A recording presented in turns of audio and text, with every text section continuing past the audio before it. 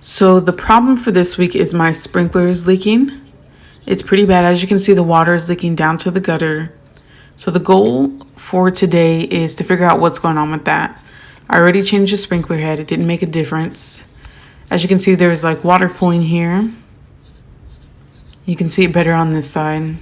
So after watching a few YouTube videos, I found one pretty good one that I'll link above that explained that the next step should be checking the valves. My valves were under a valve box at the hose bib at the front of my house. I want to take a second here to talk about the nomenclature so that this also makes more sense. So the valves here are Rainbird APAS-100s. They don't make those valves anymore. And that's why you see that one of them is different, because I've already paid somebody to replace that one. That costs $200 to $300. And I'm just not trying to incur that cost at this moment. So I'm going to try and troubleshoot to see if I can fix it without replacing it. I know eventually down the road I'll have to replace it just because these are getting old. But for now, let's try and fix it. So we want to figure out what zone that sprinkler head that's leaking is in. So to figure that out, I'm going to manually turn the solenoids, which will turn the sprinklers on. And then we'll just keep turning them until we see the one that is leaking turn on. This black portion on top is the solenoid. So I'm going to hold the gray piece, which is the flow control. And then I'm going to turn the solenoid to the left. And just keep an eye on the sprinklers. And it looks like we got it right on the first try. So that's the sprinkler that's leaking going off. I'm going to take the anti-siphon cap off for the sprinkler zone just so I can see what's going on. It was pretty tight, so I used some pliers to loosen it up.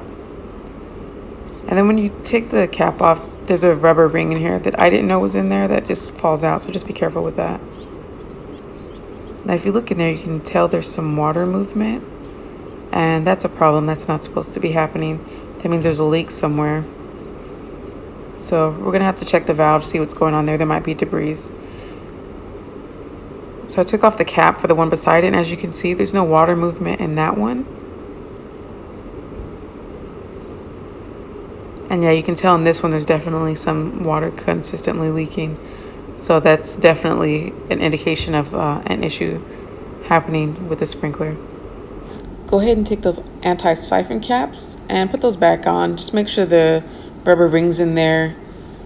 And once you have that put back together, the next step would be to turn the water off. There's a water shut off at my house, but that was broken, so I'm going to shut it off at the water main, which from my case is at the street. If you look in there, you see those two circles. To turn it off, those need to be lined up. You can try to do it by hand. For my case, it's a little bit too tight to do it by hand. I did try some pliers. That was actually no-go as well. It was definitely too tight. They actually make a special tool for this, which my neighbor just happened to have. But they also sell those at the hardware store, so you should be able to grab those there. You just want to put that on there and twist it to turn it off. I had to put down my phone real quick to turn it off, but as you can see, it's turned off there. Once you have the water to the house turned off, go ahead and go back to the valves, and we're gonna go ahead and start taking this apart, see if we can tell what's going on here.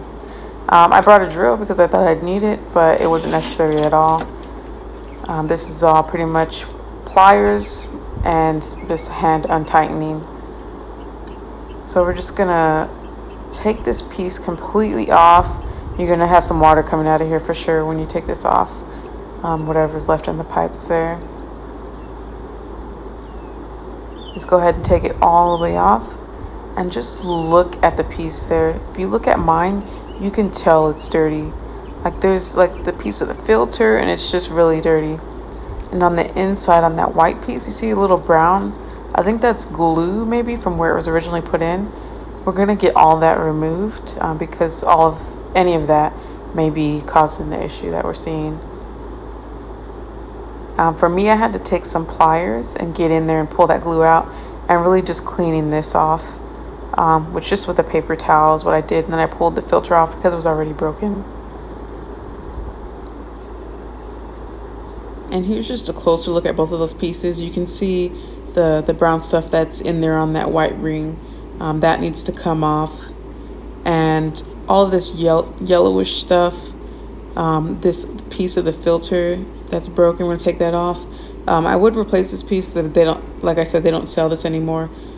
And also, just to make sure there's no debris in the line, I'm gonna go turn the water back on, just briefly, just enough to flush it out. Turn it right back off, just to be sure there's nothing in there. If you look in there, I got that stuff out. We're gonna put this back together.